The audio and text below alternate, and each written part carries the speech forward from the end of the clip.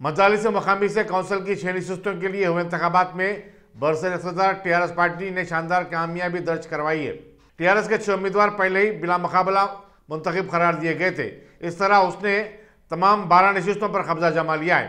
हफ्ते को जिन नशिस्तों के लिए चुनाव हुए थे उनमें जिले करीमनगर में 2 और आदिलाबाद, खम्मम, नलगुंडा और मेदक में एक नशिस्त शामिल थी। आज मंगल को वोटों की गिनती के बाद करीमनगर से भानु प्रसाद राव और एल रमना को मुंतखब करार दिया गया। साबिक में रविंदर सिंह समेत 8 उम्मीदवारों को इस हल्के में शिकस्त का सामना करना पड़ा। नलगुंडे से MC कोटी रेड्डी, मेदक से ओ यादव रेड्डी, आदिलाबाद से D विठल रेड्डी और खम्मम से T मधु मुंतखब हुए। इन तमाम हल्कों में कांग्रेस के उम्मीदवारों को शिकस्त देखनी पड़ी। मेदक में कांग्रेस के रुकन असम्बली T जयप्रकाश रेड्डी की बीवी निर्मला रेड्डी को भी हार का मुंह देखना पड़ा। इन इंतखाबात में मजलिस मकामी के अरकान, ZPTC और MPTC के अरकान को रायदही का हक हासिल था। गवर्नर के कोटे से नामजद रुकन खानुसाज काउंसिल M मधुसूदन चारी ने मंगल को अपने ओहदे का हलफ ले लिया। वाज़ेह है कि मधुसूदन चारी 2014 में भोपालपल्ली हल्के से असम्बली के लिए टीआरएस के टिकट पर मुंतखब हुए थे। वो 2018 तक रियासती असम्बली के स्पीकर भी रहे हैं। तेलंगाना स्टेट वक्फ बोर्ड चेयरमैन मोहम्मद सलीम ने दिल और गुर्दे के अवारिस में मुब्तला मजबूर व मुस्तहक मरीजों की वक्फ बोर्ड के खजाने से मदद की। आज मोहम्मद सलीम ने वक्फ बोर्ड दफ्तर वाक़े नामपल्ली पर इन मरीजों को इमदाद के चेक्स हवाले किए। रियासती वज़ीर दाखिला महमूद अली ने वज़ीर सेहत T हरीश राव और वज़ीर animal husbandry T Srinivas Yadav की मौजूदगी में रियासत के सबसे बड़े दवाखाने उस्मानिया में खेत लैब और CT स्कैन यूनिट का इफ्तिताह किया। इस यूनिट पर, जिसमें अमराज खल्ब का हंगामी इलाज करने की सहूलत हासिल है, 9 करोड़ रुपये खर्च किए गए। वज़ीर सेहत हरीश राव ने बताया कि आदिलाबाद, वरंगल, खम्मम और गांधी हॉस्पिटल में भी ऐसे लैब कायम किए जा रहे हैं, जिस पर 28 करोड़ रुपये का खर्च आएगा। दवाखाना उस्मानिया में ICU के मजीद 50 बिस्तरों का इजाफा किया जाएगा। 5 करोड़ रुपये के मसारिफ से दवाखाना उस्मानिया में एक नया मुर्दा खाना भी तामीर किया जा रहा है। क्रिसमस की सरकारी तकरीब के इंतजाम का जायजा लेने के लिए अवामी नुमाइंदों का एक इजलास 15 दिसंबर को मिर्री चन्ना Reddy human resource development institute में मुनक्किद होगा। रियासती वज़रा की सतह पर तश्कीलशुदा कमेटी में कहा गया कि कोविड-19 की सूरत-ए-हाल के चलते गुज़िश्ता साल क्रिसमस की तकरीब सरकारी तौर पर मुनक्किद नहीं हो सकी, लेकिन इस मरतबा ईसाई बरादरी के लिए 55 हल्कों में मलबूसात की तकसीम का फैसला किया गया है। आज के इजलास में, जिसकी सदारत वज़ीर अक़लियत की बहबूद कपूला ईश्वर ने की, रियासती वज़ीर दाखिला महमूद अली और वज़ीर animal husbandry T Srinivas Yadav भी शरीक थे। City police commissioner Anjani Kumar ने मुकामी अवाम और एहतियात दहिंदगान के ताउन से गोलकुंडा में 30 लाख रुपए के मसारिफ से लगाए गए जायद सिक्योरिटी CCTV कैमरों का इफ्तिताह किया। उन्होंने कहा कि CCTV कैमरों की वजह से जराइम पर काबू पाने में बड़ी मदद मिली है। मुलज़िमीन को CCTV फुटेज की मदद से सजाएं भी मिल रही हैं। कमिश्नर पुलिस ने कहा कि गुजरात और महाराष्ट्र के मुकाबले में तेलंगाना की GDP में इजाफा हुआ है, क्योंकि इस रियासत में अमन व अमान को अव्वलीन तरजीह दी जा रही है। इस मौके पर deputy commissioner police west zone AR Srinivas के अलावा आसिफ नगर डिवीजन के तमाम इंस्पेक्टरान मौजूद थे। मजलिस मकामी से खानुसाज काउंसिल के इंतखाबात में टीआरएस की कामयाबी पर तेलंगाना भवन बंजारा हिल में जश्न का माहौल देखा गया। पार्टी कायदीन ने एक दूसरे में मिठाइयाँ तकसीम की और इस कामयाबी को चीफ मिनिस्टर के चंद्रशेखर राव की क़यादत पर अवाम के एतमाद का मज़हर करार दिया।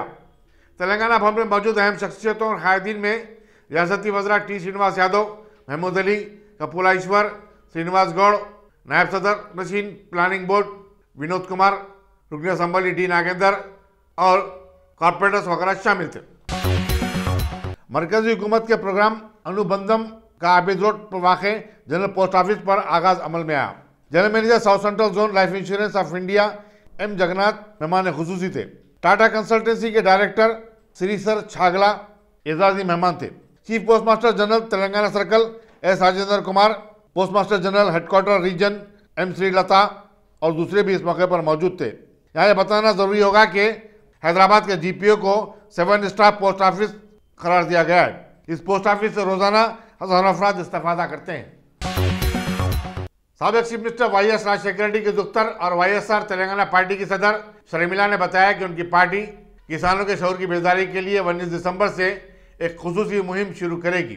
लोटस पॉन्ड में एक प्रेस कॉन्फ्रेंस का खिताब करते हुए उन्होंने रियासती हुकूमत से मुतालबा किया कि वो खुदकशी करने वाले किसानों के अफराद खानदान को 25 लाख रुपए का मुआवजा दे। याकूतपुर के मजलिसी रुकन असम्बली अहमद पाशा खादरी ने बल्दी डिवीजन तालाब चंचलम के नशीमन नगर में एक मेडिकल कैंप का इफ्तिताह किया। इस मौके पर कारपोरेटर डॉक्टर समीना और दूसरे मजलिसी कायदीन भी उनके हमरा थे। कारवान के मजलिसी रुकन असम्बली कौसर मयुद्दीन ने जेएचएमसी के चीफ एंटोमोलॉजिस्ट डॉक्टर राम बाबू से मुलाकात की। उन्होंने अपने हल्के के कई इलाके जात जैसे बलकापुर नाला, कटोरा हाउस, शाहतम तालाब, जयागुड़ा मसलक, लंगर हाउस और हुडा लेक में मच्छरों की कसरत की शिकायत की। उन्होंने इन मकामात पर मच्छरकश अद्वियात के छिड़काव की बड़े पैमाने पर मुहिम चलाने की जरूरत पर जोर दिया। मेदक में एमएलसी के इंतखाबात में अपनी बीवी और कांग्रेस के उम्मीदवार निर्मला जग्गा रेड्डी की शिकस्त पर तबसरा करते हुए संगारेड्डी के रुकन असम्बली टी.जे. प्रकाश रेड्डी ने कहा कि हार के बावजूद इस इंतखाबात में कांग्रेस को अखलाकी कामयाबी मिली है।